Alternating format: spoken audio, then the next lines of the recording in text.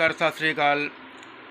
बड़ी ही दुख के साथ ये खबर एनआर हेल्प न्यूज़ से समाचार दिल्ली से उत्तर प्रदेश तक पर आपको दे रहा हूं और दिखा रहा हूं। जी हाँ, ज़िला बदायूं से एक खबर आ रही है। उत्तर प्रदेश के ज़िला बदायूं में 2 मासूम बच्चों को उनका गला रेत करके मौत के घाट उतार दिया। जी हाँ, मैं आपको बता दूं कि संगीता के 2 बच्चे थे जिनकी उम्र बहुत छोटी थी, बहुत कम उम्र के 2 बच्चे थे। और संगीता के ठीक घर के सामने एक हेयर कटर की दुकान थी जिसमें बाल काटे जाते हैं, नाई की दुकान थी, जिस नाई का नाम साजिद था। जी हाँ, साजिद और उसका साथी जावेद दोनों संगीता के घर में ब्यूटी पार्लर देखने के बहाने से गए। जो परिवार वालों ने बताया है, मीडिया के माध्यम से जो परिवार ने बताया है, परिजनों ने बताया है, जिन बच्चों का मर्डर हुआ है, जी हाँ, बड़ी बेरहमी के साथ गला रेत कर हत्या कर दी।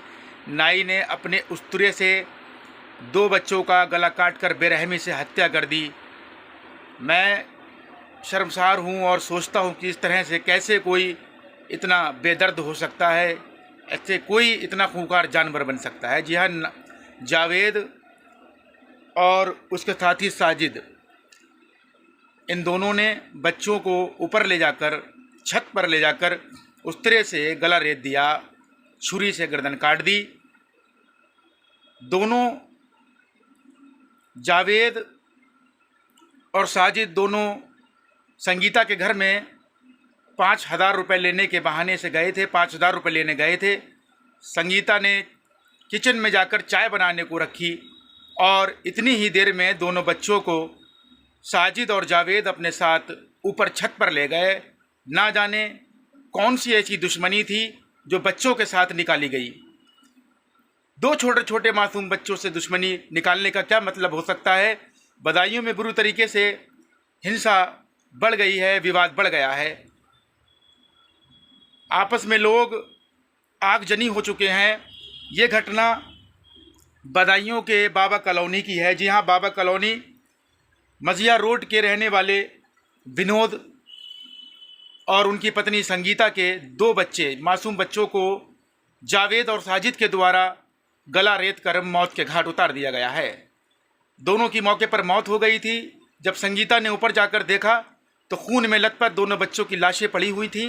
दोनों बच्चे मौत के घाट उतार दिए जा चुके थे और दोनों बच्चों की मौत हो चुकी थी।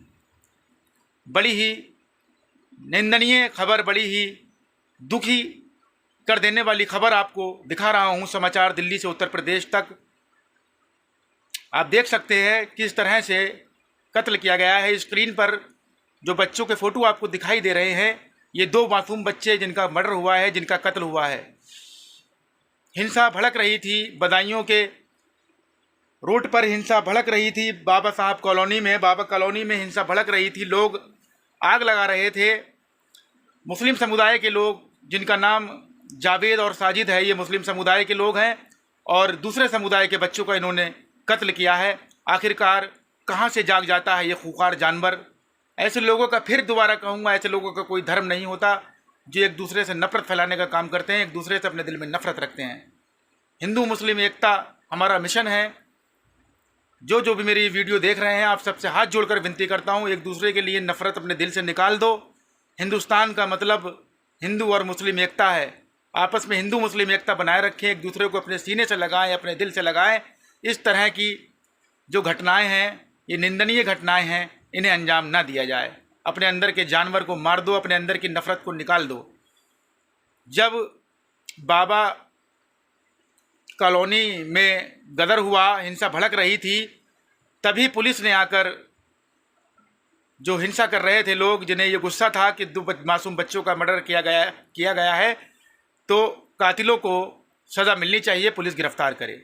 इतने में ही पुलिस की खबर आती है कि एक अपराधी का इनकाउंटर कर दिया गया है। जी हाँ, मुठभेड़ में साजिद का इनकाउंटर हो गया है। बताया जा रहा है कि खबर मिली थी पुलिस को कि साजिद इस रोड से निकल कर जाएगा और यहाँ से भागने की फिराक में है।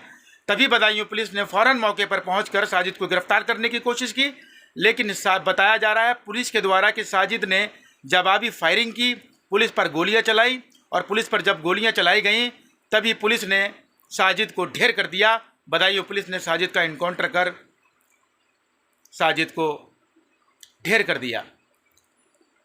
साजिद का एनकाउंटर हो चुका है।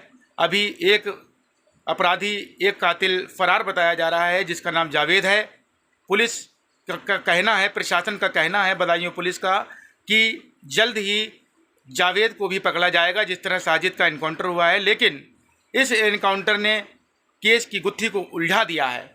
अब दूसरा एनकाउंटर होने से पहले अगर जावेद को गिरफ्तार कर लिया जाए तो शायद ये पता लग जाएगा कि ये कत्ल क्यों हुए हैं, क्योंकि वो बता सकता है।